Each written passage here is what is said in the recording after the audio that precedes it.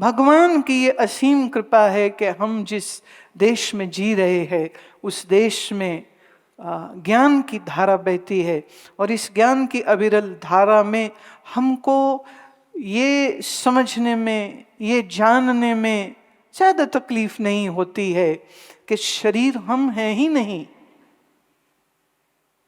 शरीर तो हम हैं ही नहीं, इसलिए ना स्त्री है ना पुरुष है। और आपका मन वो भी ना स्त्री होता है ना पुरुष होता है। जितना लालच अहंकार एक पुरुष के मन में है उतना ही लालच अहंकार एक स्त्री के मन में भी होता है। और जितना ज्ञान ध्यान एक पुरुष का मन कर सकता है उतना ही ज्ञान ध्यान एक स्त्री का मन भी कर सकता है। तो मन is genderless, mind doesn't has any gender, body has a gender, and I am saying you are neither the body nor you are the mind। तो शरीर की इन सीमाओं से ऊंचे उठिए और अपने अस्तित्व को, अपने आप को थोड़ा पहचानिए। शरीर तुम नहीं हो, शरीर के साथ यात्रा हो रही है, लेकिन फिर भी ना ये इंद्रियां तुम हो ना ये देह तुम हो।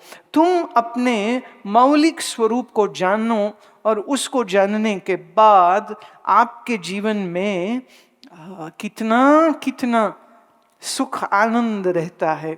श्री भगवान कहते हैं सर्वभूत स्थितम यो माम भजते कत्वमास्थितः सर्वथा वर्तमानोऽपि स योगी मयि वर्तते। भगवान कहते हैं जो मुझको सर्व में देखता है और भक्ति पूर्वक जो मेरा स्मरण करता है। ख्याल करना, जिसको मैं सर्व में देखता हूं वो सर्व क्या मुझ में नहीं है? सोचने की बात। हम कहते परमात्मा सर्वत्र, सर्वत्र मतलब हर स्थान पर ईश्वर है। अगर हर स्थान पर ईश्वर है तो क्या तुम में ईश्वर नहीं है? अगर मंदिर पवित्र है भगवान की मूर्ति रखे जाने के कारण, तो क्या तुम्हारी देह पवित्र नहीं है कि तुम में साक्षात भगवान स्वयं कह रहे हैं कि मैं सर्व में स्थित हूं, तुम में ईश्वर है, प्रभु तुम ही में है। ऐसा जो जानता है, भजती माम, जो ऐसे मेरा भजन करता है, सह सर्वथा वर्तमान अपि मयि वर्तते, और जो सबको मिलता है और मिलते हुए पर उसके नाम रूप को छोड़ करके उसके मूल अस्तित्व को जानता है, मूल अस्तित्व को देखता है, वही तो ज्ञानी है, वही तो भक्त। भक्त वो नहीं जो भगवान को सिर्फ मंदिर के अंदर जानता है। भक्त कौन है?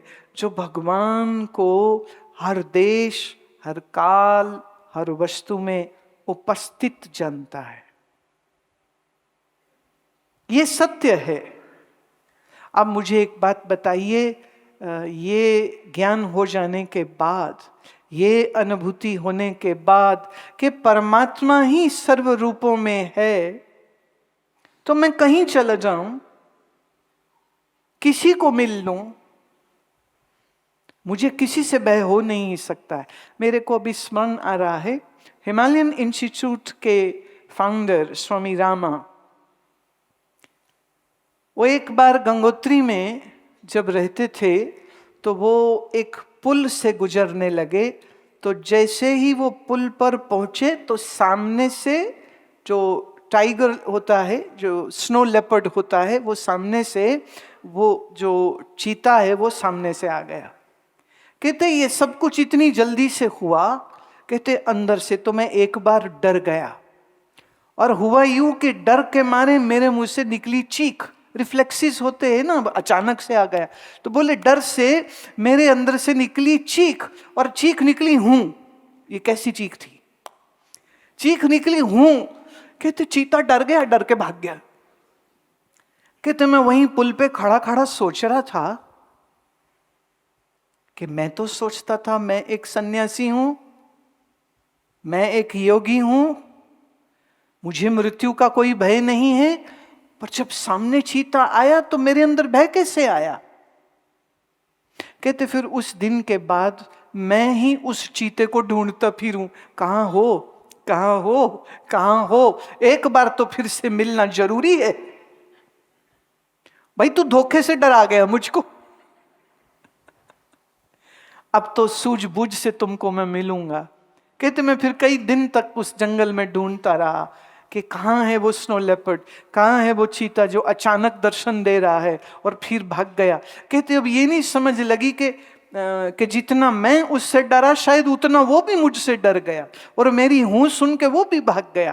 कहते सोचता तो वो भी होगा, अरे था तो आदमी ही, उससे मैं क्यों डर गया।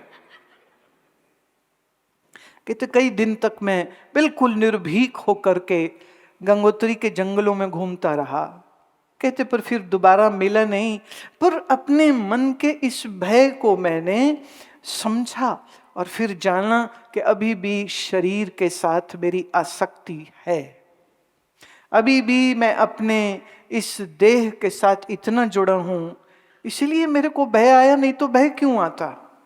भय आने का कोई कारण नहीं है। तो वो कहते कई दिनों तक वो इसी विषय को विचार करते रहे और विचार पूर्वक अपनी बुद्धि और चित्त के अंदर पड़े हुए उस अज्ञान को, उस भय को, उन रिफ्लेक्सेस को जो सबकॉन्शियस में पड़े थे, उन्होंने उसके ऊपर फिर और भी ज्यादा गहराई से काम किया। आप तो शहरों में रहते हो, अब शहरों में तो चीते आएंगी नहीं और चीतों को आने की जरूरत नहीं। तुम्हारे दाएं बाएं बहुत डरावने लोग ऐसे ही हैं, या तो तुमको वो डराएंगे या तो तुम उनको डरा रहे होगे। मन जो है ना वो निष्पाप नहीं है, निष्कलंक नहीं है, इसीलिए एक दूसरे से लोग डरते हैं, एक दूसरे से लोग घबराते हैं। और वो इसलिए कि अभी ये शरीर मैं लगता है और मेरा लगता है। सत्य ये है, ना हम देहे ना मम देहे, न देह मैं हूं न देह मेरी है। Neither I am the body nor this body is mine. So as long as this human body is with you, use it very properly and with great intelligence. बहुत समझदारी के साथ इस देह और इस जीवन को इस्तेमाल करिए। मैं इसीलिए कहती हूँ रोज गीता का एक श्लोक, दो श्लोक मैंने विस्तार से भी समझाया है और संक्षिप्त भी समझाया है। नियम बनाइए, कम से कम 2 श्लोक। एक सूत्र पढ़ने के साथ आपके जीवन में एक जो सबसे जो प्यारी बात आती है वो यह आती है कि जीवन में जब कभी कोई मन में कुछ क्या बोले ना फंस जाए, मन किसी बात से डर जाए, मन किसी बात से घबरा जाए, तो हाँ उस समय पर आपके चित्त में ये गीता का श्लोक गूंज जाना चाहिए कि कोई डरा रहा है तुमको और तुम्हारा बुद्धू मन डर रहा है। तो उस समय मनीराम से कह दो, नैनम छिन्दन्ति शस्त्राणि नैनम दहति पावकः न चैनम क्लेद्यन्त्यापो न शोष्यति मारुतः। मैं देह जब हो नहीं तो कोई शस्त्र मुझे मार नहीं सकता, पानी मुझे गला नहीं सकता। मैं आत्मस्वरूप हूं, इसलिए ये अग्नि मुझे जला नहीं सकती। देह बनी है पंचभूतों से, तो पंचभूतों का प्रभाव इस शरीर तक आ सकता है, ये पंचभूतों का प्रभाव तुम्हारे मन तक नहीं आना चाहिए। इसीलिए बारंबार मैं ये बात कहती हूं कि आप चिंता नहीं, चिंतन करो, चिंतन करो। और जब आप चिंतन करेंगे तो आपके चित्त से दुख शोक के बादल अपने आप उठ जाएंगे। मैं ईश्वर का हूं, ईश्वर मेरे है, ये एक भक्ति का सरल भाव है। कम से कम इतना तो ले आओ। ज्ञान वेदांत अगर अभी समझ नहीं आता तो कम से कम इतना भाव तो रखो कि सब उसकी देन है, देने वाला दाता मुझी में है, सब उसकी देन है। तो जिसने दिया है फिक्र वो करे, चिंता वो करे, संभालेगा वो।